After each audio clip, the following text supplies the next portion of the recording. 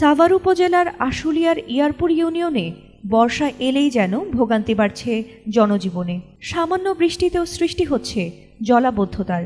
রাস্তাঘাট থেকে শুরু করে পাড়া মহল্লা, হাট বাজার সব জায়গাতেই যেন দেখা মিলছে কৃত্রিম বন্যার। রাস্তায় ঘন্টার পর ঘন্টা পানি জমে থাকায় বিপাকে পড়ছেন সাধারণ মানুষ। বিগত কয়েক বছর ধরেই বর্ষা মৌসুমে এমন জলাবদ্ধতায় আশুলিয়াবাসীর জীবন দুর্বিষহ হয়ে উঠেছে। বিশেষ করে ইউনিক, বাইপাইল, জামগড়া এলাকা এবং আশেপাশের মহল্লাগুলোর বাসিন্দারা জানান, একটু বৃষ্টি হলেই তাদের ঘরবাড়িতে পানি ঢুকে পড়ে। বাজার থেকে স্কুল, অফিস সব জায়গায় যাতায়াতে বাড়ছে সমস্যা। এলাকাবাসীরা বলছেন, নদী নালা, খালবিল দখল হয়ে যাওয়ায় বিভিন্ন এলাকার জমে থাকা পানি সরে যেতে পারছে না। কলকারখানার পানিও ছেড়ে দেওয়া হচ্ছে রাস্তায়, যার ফলে তৈরি হয়েছে জলাবদ্ধতা। এছাড়া একাধিক রাস্তার পাশে কোনো ড্রেন না থাকায়ও বাড়ছে জলাবদ্ধতার কারণ। বছরের পর বছর অন্যান্য সড়কের উন্নয়ন হলেও যেন বদলায় না এই 3 কিলোমিটার সড়কে মানুষের চিরচেনা ভোগান্তি। শুধু তাই নয়, এমন জলাবদ্ধ সড়কে হরহামেশাই ঘটছে ছোট বড় নানা দুর্ঘটনা।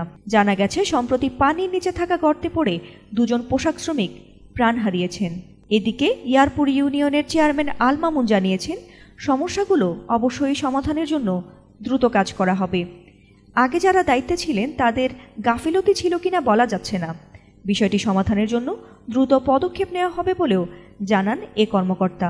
ইউনিয়ন পরিষদের প্রশাসকের দায়িত্ব নেওয়ার পরে, বিশেষ করে এই বৃষ্টির মৌসুমে আমরা দেখেছি ইউনিয়নের বেশ কয়েকটা রাস্তায় আমাদের অস্থায়ীভাবে জলাবদ্ধতার সৃষ্টি হয়। এর মধ্যে কয়েকটা জায়গার আমার কাছে আসার পরে আমি নিজে ভিজিট করেছি। এর মধ্যে জামগড়ার একটা রাস্তার জলাবদ্ধতাটা অনেক গুরুতর ছিল, জনভোগান্তিতে ছিল মানুষজন। আমি তৎক্ষণাৎ ওই দিনে গিয়ে সেখানে পরিদর্শন করে সেখানে একটা অস্থায়ী সমাধানের ব্যাপারে আমরা পানি নিষ্কাশনের জন্য আমরা ওই হাওয়া মেশিনের ব্যবস্থা করেছি এবং সেখান থেকে পানি নিষ্কাশন অলরেডি করে দিয়েছি। সেখানে এখন মানুষ মোটামুটি নির্বিঘ্নে চলাচল করতে পারছে। তবে এটার স্থায়ী সমাধানের জন্য এই রাস্তাটা ওইখানকার যারা জনগণ ছিল ওনাদের সাথে কথা বলে যেটা জেনেছি, রাস্তাটা আগে পাশ হওয়া ছিল অথবা এটার কাজ চলমান ছিল, মাঝপথে এই রাস্তাটা থেমে গিয়েছে, কাজটা থেমে গিয়েছে। এখন ওই রাস্তার স্থায়ী সমাধানের জন্য আমি যতদূর শুনেছি এটা এলজিইডির রাস্তা। তারা যদি এই রাস্তা ভবিষ্যতে ড্রেনেজ সিস্টেমটাকে আরও শক্তিশালী করে রাস্তাটা পুনঃসংস্কার করতে পারে বা কাজ শেষ করতে পারে, তাহলে এটার স্থায়ী সমাধান হবে।